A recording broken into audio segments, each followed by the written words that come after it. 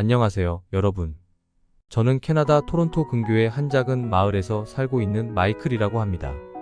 오늘은 제가 직접 경험한 아주 흥미로운 이야기를 여러분께 들려드리려고 해요. 제가 살고 있는 이 마을은 사실 얼마 전까지만 해도 쇠락해가던 곳이었습니다. 마을의 경제는 침체되어 있었고 주민들은 일자리를 잃거나 다른 도시로 떠나기 일쑤였죠. 저 역시 그 변화 속에서 마을이 점점 사라져가는 걸 지켜보며 안타까워하고 있었습니다. 그런데 어느 날 이 작은 마을에 한국인들이 이사를 오기 시작하면서 상황이 완전히 바뀌었어요. 한국인들은 빠른 사고 방식과 놀라운 일처리 능력, 그리고 무엇보다도 실용적인 두뇌로 마을의 여러 문제를 해결하기 시작했습니다. 그들의 노하우와 숙련된 기술은 저를 포함한 마을 사람들에게 큰 충격이었고, 마을을 다시 번영으로 이끄는데 큰 역할을 했습니다. 오늘 여러분께 들려드릴 이야기는 한국인들이 이 마을에서 어떻게 변화를 일으켰는지, 그로 인해 마을이 어떻게 다시 활력을 되찾았는지를 자세히 풀어볼 생각입니다. 저와 함께 이 흥미로운 여정을 따라가 보시죠. 여러분도 아마 저처럼 이래서 한국 사람들이구나라고 느끼게 될 거예요. 그럼 이야기를 시작하겠습니다. 제가 살고 있는 이 마을은 한때 농업으로 유명한 지역이었습니다. 이곳의 넓은 들판에서는 각종 농작물이 자라났고 농업은 마을 경제의 핵심이었죠. 하지만 현대화가 진행되면서 농업은 점차 쇠퇴했고 많은 농부들이 일손을 잃게 되었어요. 이 때문에 마을 전체가 경제적으로 어려워지기 시작했고 농업 분야에서 일할 사람이 점점 줄어들었죠. 그러던 어느 날 한국인 가족이 이 마을로 이사 오면서 새로운 농업 방식을 도입했습니다. 그들 중 한 명은 한국에서 농업 관련 기술을 배우고 온 사람이었고 그는 그 기술을 이 마을에 적용해 보고 싶다고 했어요. 처음에는 마을 사람들 모두가 반신반의했습니다. 한국에서 온 사람들이 무슨 대단한 기술을 가지고 있겠어? 라는 생각이었죠. 하지만 그가 도입한 시스템은 완전히 달랐습니다. 기존의 노동 집약적인 방식에서 벗어나 자동화된 시스템과 효율적인 작물, 관리 기술을 사용해 생산성을 극대화했죠. 처음으로 수확한 작물의 품질과 양을 본 마을 사람들은 충격을 받았습니다. 단순히 땅을 일구고 물을 주는 방식에서 벗어나 토양 상태를 측정하고 적정한 물과 영양소를 공급하는 방식이었습니다. 그 덕분에 농업 생산량은 폭발적으로 늘어났고 수익 또한 크게 증가했습니다. 한국인들의 혁신적인 농업 기술 덕분에 마을은 다시 농업 중심지로 떠오르기 시작했습니다. 마을 주민들은 점점 그 기술을 배우고 도입하게 되었고 마을 전체의 경제가 다시 활기를 띠기 시작했어요. 이때 저는 처음으로 한국인들의 실용적이고 빠른 두뇌가 우리 마을에 얼마나 큰 영향을 미쳤는지를 깨닫게 되었습니다. 그들의 노력 덕분에 마을의 미래가 밝아 보이기 시작했죠. 한국인들이 이 마을에 이사 온 후 가장 크게 변한 부분 중 하나는 교육 시스템이었습니다. 사실 우리 마을의 교육 환경은 굉장히 열악했어요.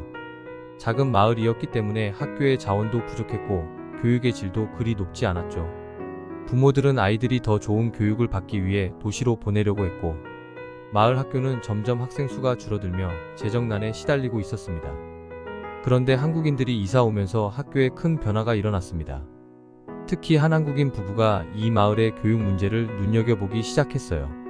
그 부부는 한국에서 자녀 교육에 대한 깊은 이해와 노하우를 가지고 있었고 그들은 한국식 교육 방식을 도입하려고 했습니다. 처음에는 우리 마을 사람들이 그 변화를 잘 이해하지 못했지만 그들이 제안한 시스템은 정말 획기적이었어요. 이들은 단순한 지식 전달에 그치는 것이 아니라 아이들이 주도적으로 학습할 수 있는 환경을 만들고 싶어 했습니다. 특히 한국에서 많이 사용하는 스터디 그룹 형식을 도입했죠. 학생들이 스스로 학습 계획을 세우고 그룹 내에서 서로 도와가며 공부할 수 있는 구조였어요. 이 새로운 방식은 학생들의 학업 성취도를 크게 향상시켰습니다. 아이들이 자발적으로 공부하고 서로 경쟁보다는 협력하는 문화를 만들어내면서 성적도 급격히 올랐습니다. 부모들은 아이들의 변화에 크게 놀랐고 한국인들의 교육 철학에 큰 감명을 받았죠. 그 결과 마을의 학교는 다시 활기를 되찾았고 이제는 도시에서도 이 마을 학교에 아이들을 보내고 싶어 하는 부모들이 생겨났습니다. 그때 저는 한국 사람들이 단순히 빠르게 일처리를 하는 것뿐만 아니라 깊이 있는 교육, 철학과 방법론을 가지고 있다는 사실을 알게 되었습니다. 그들이 제시한 실용적인 교육 방식은 단순히 학습 효율을 높이는 것을 넘어서 아이들의 미래를 준비시키는 방식이었죠. 이 경험을 통해 한국인들의 실용적인 사고방식이 얼마나 중요한지를 깨닫게 되었어요. 우리 마을은 그동안 인프라 문제로 많은 어려움을 겪어왔습니다. 도로는 낡고 상수도 시스템은 오래되었으며 공공시설들은 거의 방치된 상태였습니다. 특히 도로 문제는 매년 마을 주민들에게 큰 골칫거리였어요. 겨울철에는 눈이 쌓여 도로가 미끄럽고 위험해지지만 도로 정비는 제대로 이루어지지 않았습니다. 그 결과 매년 사고가 발생했고 마을 사람들은 불만을 가지고 있었죠. 이 문제를 해결한 것도 한국인들이었습니다. 한 한국인 엔지니어가 마을로 이사 온 후 그는 도로 문제를 해결할 수 있는 방안을 제안했습니다. 그가 제안한 것은 도로 공사를 단순히 다시 하는 것이 아니라 기후에 맞는 특수 재질을 사용하는 것이었습니다.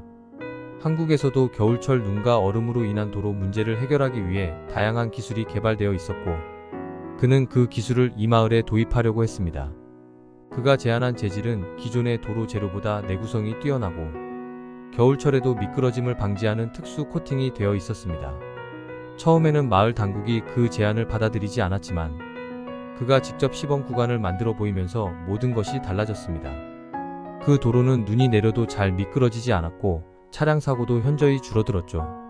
그 결과 마을은 도로 전반을 새로 정비하기 시작했습니다.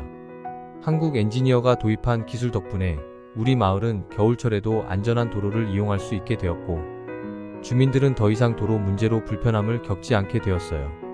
그때 저는 한국인들이 단순히 빠르고 효율적인 일처리만이 아니라 실용적인 기술력까지 갖추고 있다는 사실을 깨닫게 되었습니다. 그들은 문제를 직면하고 그에 맞는 해결책을 찾아내는 능력이 정말 뛰어났어요. 한국인들이 이 마을에 도착한 후 마을 환경에도 큰 변화가 생겼습니다.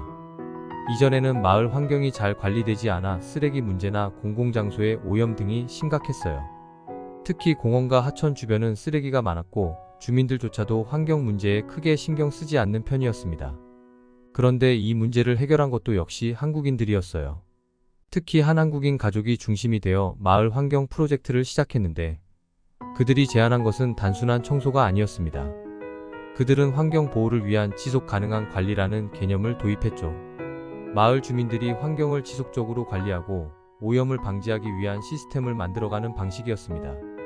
그 가족은 먼저 마을 곳곳에 재활용 시스템을 구축했고 주민들이 자발적으로 참여할 수 있도록 캠페인을 진행했습니다. 처음에는 많은 사람들이 그들의 방식을 이해하지 못하고 무관심했지만 시간이 지날수록 점점 더 많은 주민들이 참여하게 되었죠. 그 결과 마을의 환경은 크게 개선되었고 공원과 하천은 다시 깨끗해졌습니다. 특히 인상 깊었던 것은 그들이 단순히 한번 청소하고 끝나는 것이 아니라 마을 전체가 지속적으로 환경을 관리할 수 있는 구조를 만들었다는 점입니다. 한국인들은 문제를 해결하는 데 있어 항상 장기적인 시각을 가지고 접근했고 그 덕분에 마을의 환경은 단기적인 변화가 아닌 장기적인 개선을 이룰 수 있었습니다. 이 경험을 통해 저는 한국인들이 실용적이고 효율적인 방식으로 문제를 해결할 뿐만 아니라 그들이 항상 지속 가능한 방법을 찾는다는 점에 깊이 감명받았습니다.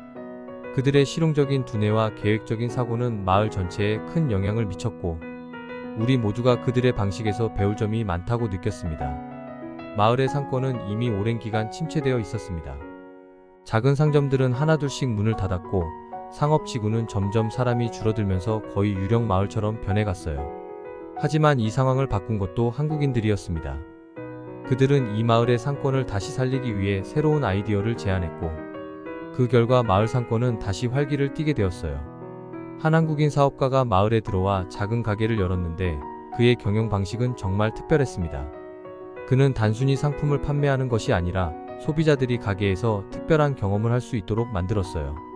그 예로 그는 가게 내부를 현대적으로 꾸미고 손님들이 편안하게 머무를 수 있는 공간을 마련했습니다.